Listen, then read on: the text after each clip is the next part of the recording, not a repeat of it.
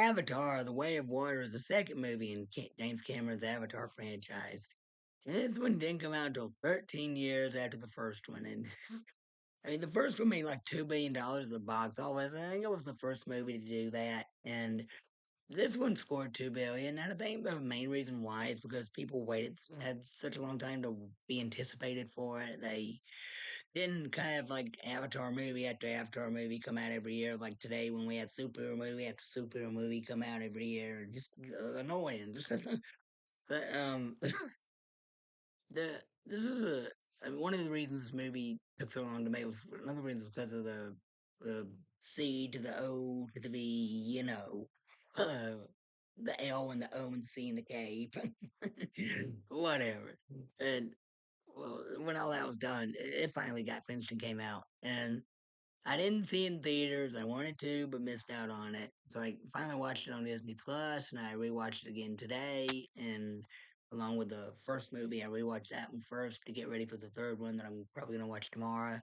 Um, the sequel is it's bloated, just like most James Cameron movies. Didn't need to be 3 hours long. Could have cut out a lot of stuff, and it would have saved some time. Wouldn't have changed the plot at all. In this one, I like the intro where Sully's narrating what's happened ever since the first one, about how years have gone by, and he's married his love interest, Natirifi, I can't say her name.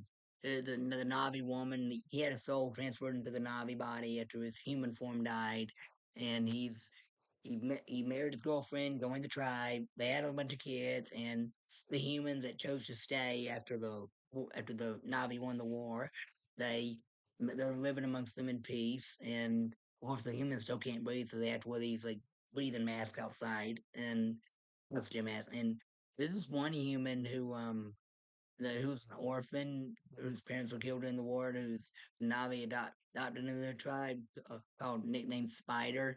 And I really like that character. It's a cool new character. There's a lot of cool new characters in this one, especially the new tribe that's introduced, these water people that live on the side of this planet that's mostly water.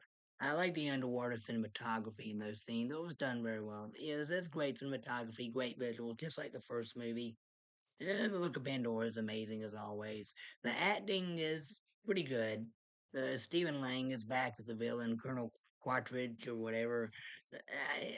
In this one, since he died in the first one, his human mind is transferred into the body of body of a Navi person, which doesn't make sense because he hated the Navi people so much in the first. He was like a big racist against them. But why would he want to be a Navi person? Or maybe his own scientists did it against his will because they were like part of this like Navi commando unit that's with the humans that want to help take over the planet. And the human Marines have come back for another round, and this time they're led by this female general who's pretty one-dimensional villain, just like Stephen Lane's character. I forget who played her though. Yeah, there's some new cast members, including Kate Winslet, who does a good job. Yeah, then she plays a general. I forgot to look at the credits. The acting by everyone in this movie is great, especially the child actors who play the Navi kids. They weren't bratty or whiny, not wanting to get their way. They're just good kids, which is good. I like it when child characters in movies, how they're like nice kids instead of like these whiny brats who get on your nerves all the time. The the action scenes in this are pretty good. The final showdown is doing, of course, spoiler, Quattro lives, so he's going to be in the third one. Why do they want to make this guy like Darth Vader? Why can't they just?